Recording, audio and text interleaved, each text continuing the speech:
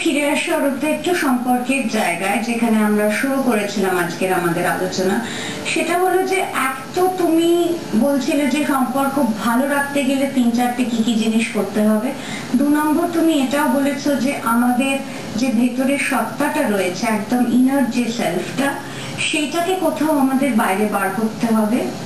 এবং সেক্ষেত্রে সমাজকে তৈরি করাটাও আমাদের কাজ, এইটা তুমি বলছিলে।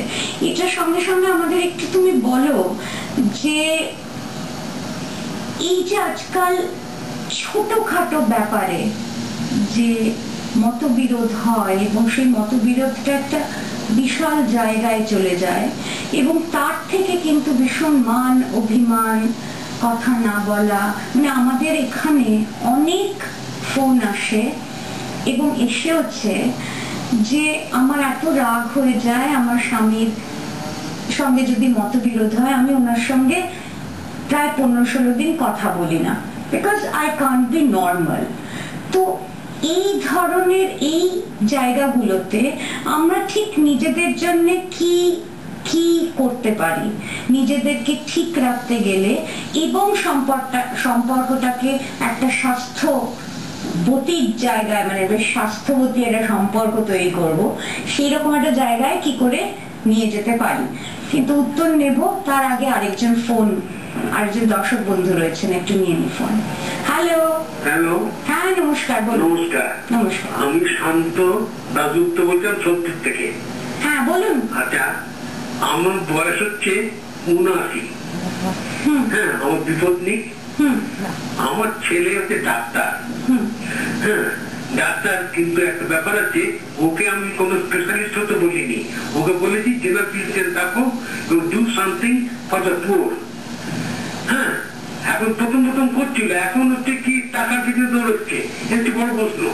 আমার সঙ্গে বলে না, কিন্তু আমার স্ত্রী মারা গেছে, কিন্তু আমার কোনো প্রবলেম নেই, খাওয়া থাকা পড়া সব জিনিস আছে আমার, মানে টিভি বলুন, কাগজ বলুন, বই বলুন, সব দেয়।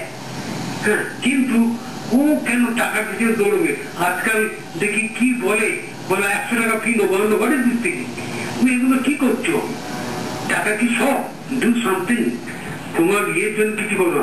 আমি নিজের কথা বলি, আমি যাও কাজে ছিলাম ইঞ্জিনিয়ারিং ফার্মে, কিন্তু আমি বিনা পয়সা পড়িয়ে গেছি, তাদের পড়িয়ে গেছি। ডু সামথিং, আমি চাই যে কিছু সমাজে কিছু কাজ করুক। হ্যাঁ, আমি করে, আমার স্ত্রীও করে গেছে। হ্যাঁ, আমি বিনা কোনোদিন পয়সা নিইনি, পড়িয়ে গেছি, আমি স্যাটিসফাইড। আমার আপনি বলুন সাবকনশিয়াস মাইন্ড বলবো, ওপেন মাইন্ড, আমি ভেরি ভেরি হ্যাপি। কিন্তু এখন দেখছি না, কি এরা কিছু জানে না, তো টাকা দিয়ে দৌড়চ্ছে। হ্যাঁ, আমি ওর ছেলেকে পড়িয়েছি, পড়েও এখন 12 ক্লাসে পড়ছে ইংলিশ মিডিয়ামে, মেয়েকে পড়েছি। হ্যাঁ, কি আমি বলছি তুমি টাকা টাকা টাকা, আমার এই কথা, আমি নট স্যাটিসফাইড। হ্যাঁ, প্রশ্নটা তাহলে কি, মানে সমস্যাটা ঠিক কি, ওকে আমি কি করে ফেরাবো? আচ্ছা, মানে ওকে, মানে আমি যে ডু সামথিং ফর একটা কিছু করুন, কিন্তু টাকা নিয়ে কি হবে? যাওয়ার শেষ নেই। বেশ, আমি বুঝতে পেরেছি। মানে আপনি যেটা অরূপদাকে জিজ্ঞেস করতে চাইছেন সেটা হলো যে কিভাবে আপনি ছেলের সঙ্গে আবার সম্পর্কটা ঠিক করবেন, এবং কি করে ছেলেকে পয়সার দিক থেকে ঘুরিয়ে কি করে do something for the poor এর দিকে আনবেন, এই তো? আচ্ছা, লাইনটা বিচ্ছিন্ন হয়ে গেছে। আশা করি মেসমশাইয়ের সঙ্গে থাকুন, শুনতে থাকুন। ভালো প্রশ্ন ওনার যেটা করেছেন, একটা ওনার মূল্যবোধ এবং ওনার নীতির জায়গা থেকে, উনি কারেক্ট, ওনার দিক থেকে উনি কারেক্ট। ওনার কথা শুনে আমার একটা মানে হিন্দির একটা ইয়ে হয়েছে, যে এখন ডাক্তারদের মধ্যে হয়ে গেছে কি, যে দাওয়া দেনি হ্যাঁ ফিজ লেনি হ্যাঁ।